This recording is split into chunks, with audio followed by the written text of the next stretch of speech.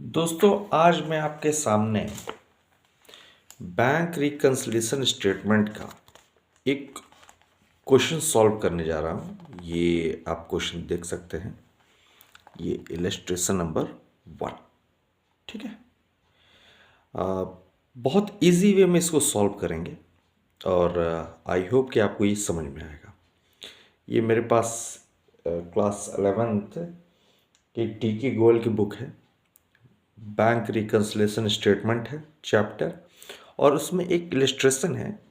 इसको हम लोग शॉर्टकट वे में सॉल्व करने की कोशिश करेंगे और ये बहुत इजी वे है और आज मैं आपको बताऊंगा कि कैसे सॉल्व किया जाता है। ये आप क्वेश्चन देख लीजिए, अगर आप नोट करना चाहें तो नोट भी कर लें, इसलिए मैंने इस क्वेश्चन को आपके सामने रखा है। सॉल्व करने का अलग अलग तरीके हो सकते हैं, लेकिन जो मैं तरीका बता रहा हूँ वो काफ़ी अच्छा है और अगर आप लोग इस ट्रिक को समझ लेंगे तो आप लोग बहुत जल्दी ही बीआरएस के इस क्वेश्चन को सॉल्व कर सकते हैं। तो आइए हम लोग शुरू करते हैं कि कैसे इस क्वेश्चन को सॉल्व किया जा सकता है। आई होप कि ये क्वेश्चन सबको दिख गया होगा और इसका आंसर भी दिया हुआ है पीछे, तो हम लोग उसको भी देख लेंगे। लेकिन फ़िलहाल आप जो है इस क्वेश्चन को देख लीजिए, समझ लीजिए और फिर जो है हम लोग इस क्वेश्चन को सॉल्व करते हैं। तो शुरू करते हैं इलस्ट्रेशन नंबर 1 के इस क्वेश्चन को। चैप्टर है बैंक रिकन्सिलिएशन स्टेटमेंट। सबसे पहले इस तरह के क्वेश्चन सॉल्व करने के लिए हम लोग एक कैश बुक और पासबुक ये वर्किंग नोट्स में बना लेते हैं। ठीक है, ये हमारा बन गया कैश बुक और ये हो गया पासबुक। हम लोग वर्किंग नोट्स में इसको बना लेंगे।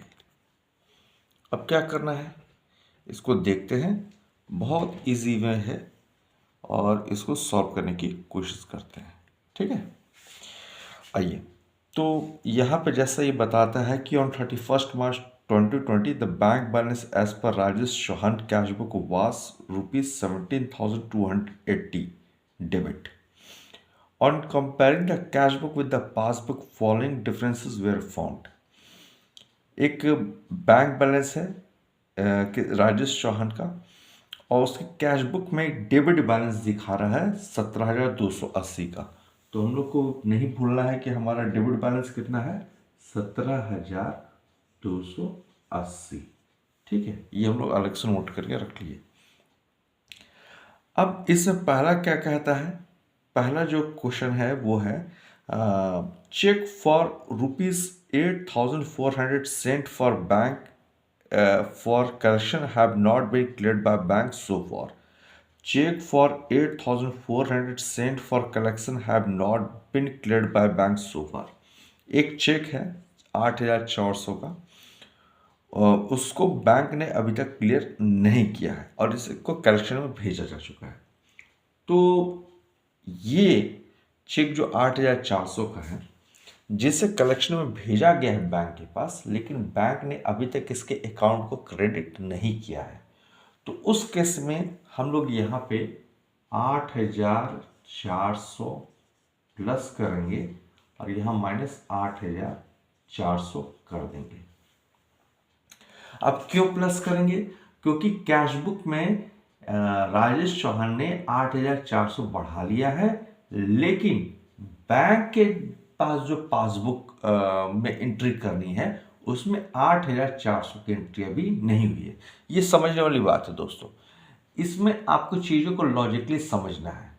बैंक का पासबुक बैंक मेंटेन करता है, जबकि कैश बुक जो है वो बिजनेसमैन खुद मेंटेन कर लेता है।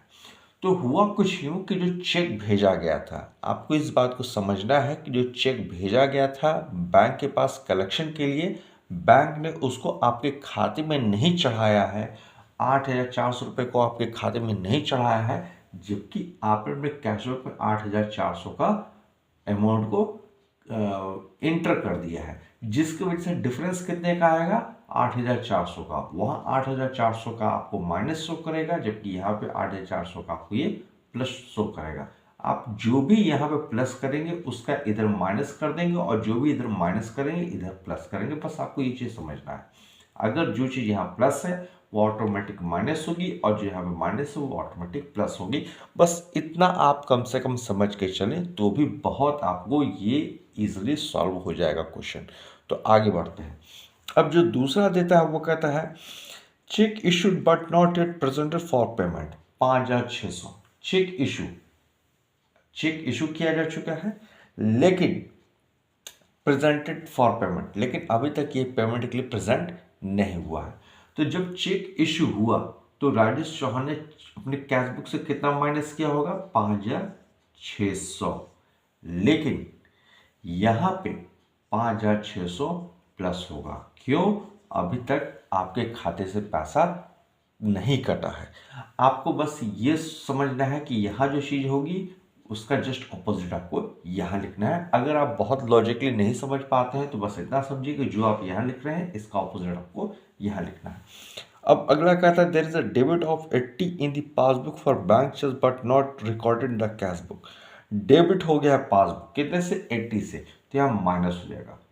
अगर कोई भी चीज़ पासबुक में डेबिट है तो मान के चले कि वो माइनस है, और अगर कैशबुक में कोई चीज़ अगर क्रेडिट है तो मान के चलिए कि वो माइनस है। तो यहाँ अगर माइनस का 80 है तो यहाँ ऑटोमेटिक आप 80 प्लस लिख देंगे। ठीक है, नेक्स्ट चलते हैं।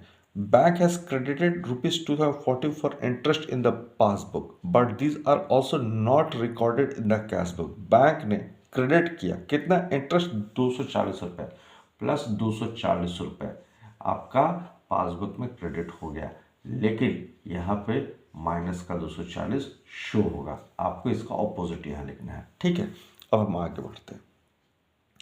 एक customer deposited 2,000 direct in the bank but this were recorded one in the passbook. एक customer deposit 2,000 direct in the bank. Customer ने 2,000 रुपये डायरेक्टली बैंक में जमा कर दिया, तो ये क्या हो गया होगा? ये 2,000 यहाँ पे प्लस हो गया होगा, तो यहाँ पर उसका उल्टा माइनस 2,000 आपको कर देना है। ठीक है, अगला है according to standing order of Rajesh Chauhan the bank has made the following payment by debiting his account. अब बैंक राजेश चौहान के अकाउंट को डेबिट किया गया है, जिस वजह से क्लब फीस 500 रुपये ये कट गया है। चलिए 500 रुपये यहाँ लिख देते हैं। अगला लाइफ इंश्योरेंस प्रीमियम 2,500 ये कट गया है, तो माइनस 2,500 ये कट जाएगा, तो माइनस 2,500 ये भी कट गया।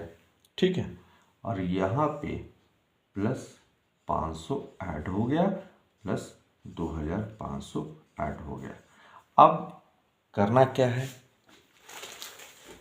करना ये है चूंकि ये हमारा डेबिट बैलेंस है ना, ये हमारा डेबिट बैलेंस है और ये हमारा कैश बुक का डेबिट बैलेंस है।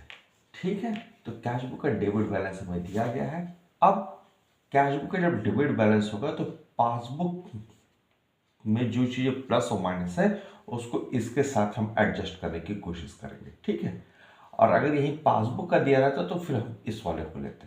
तो चूंकि हमें 17,280 का डेबिट बैलेंस कैश बुक का है, तो हम क्या करेंगे? इस 17,280 को, ये जो 17,280 है इसको हम इसके साथ एडजस्ट करते हैं। ठीक है, आइए अब देखते हैं क्या होता है। तो सबसे पहले हम लोग 17,280 में 5,600 जोड़ देंगे, फिर 240 जोड़ देंगे, फिर 2,000 जोड़ देंगे। इन सबको पहले लोग जोड़ देंगे, तो यहाँ हो गया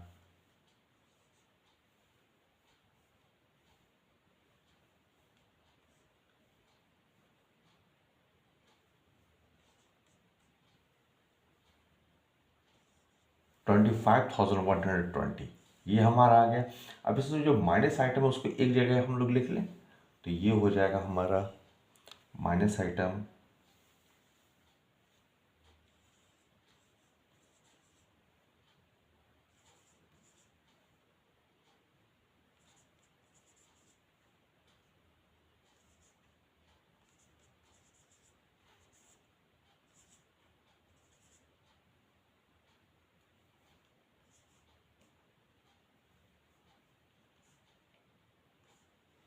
11,480। अब इस 11,480 को हम लोग इससे माइनस कर देंगे।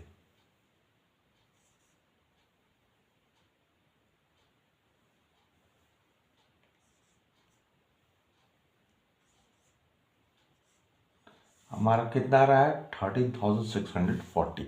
अब देखते हैं ये हमारा आंसर आ रहा है कि नहीं, तो लेट्स सी।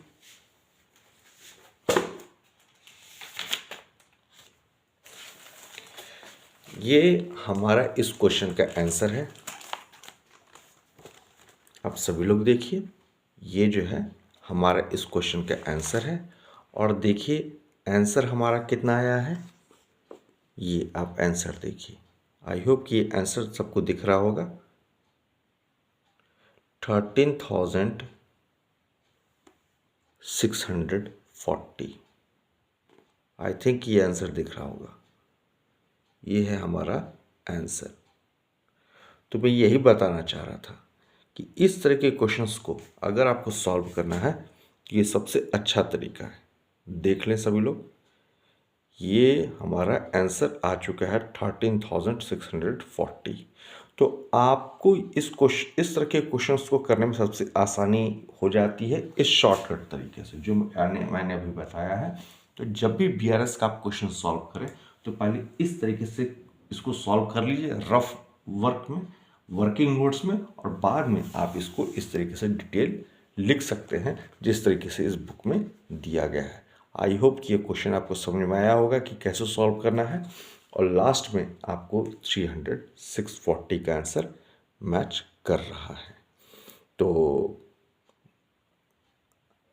अगली बार अगर आप लोग बीआरएस के क्वेश्चन को लगाते हैं और अगर किसी को दिक्कत होती है तो एक बार इस तरह से भी करके देखें, आपको बहुत इजी वे में आप इस तरह के क्वेश्चन को सॉल्व कर सकते हैं। तो आई होप कि आपको ये वीडियो पसंद आई होगी, अच्छा लगा होगा। और किसी भी तरह की अगर कोई क्वेरी है बीआरएस से रिलेटेड तो कमेंट सेक्शन में ज़रूर बताइए, मुझसे पूछिए, मैं उसको सॉर्ट आउट करने की कोशिश करूँगा। तो मिलते हैं अगली वीडियो में। Till then, all the best.